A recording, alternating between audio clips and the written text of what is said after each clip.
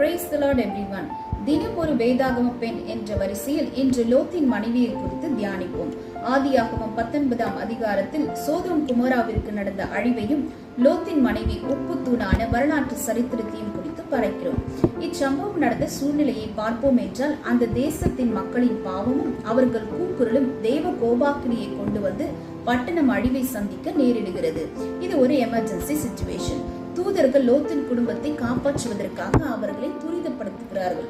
அவர்கள் கொடுத்த ஒரே ஒரு கட்டளை, பின்னிட்டு பாராதே, முன்னேறி சென்று பிழைத்துக்கொள். இன்றைக்கு நாம் வாழ்கிற சூழ்நிலையிலும் பாவம் பெருகி தேசம் அழிவை சந்திக்கிறதான ஒரு சூழ்நிலையில் தள்ளப்பட்டிருக்கிறது. நாம் செய்ய வேண்டிய காரியங்களை துரிதமாக செய்வதற்கு நாம் உந்தப்படுகிறோம்.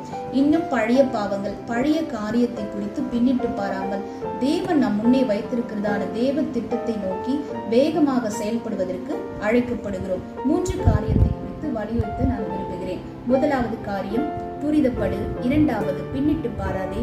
3வது, முன்னேறிச்சு. God bless you.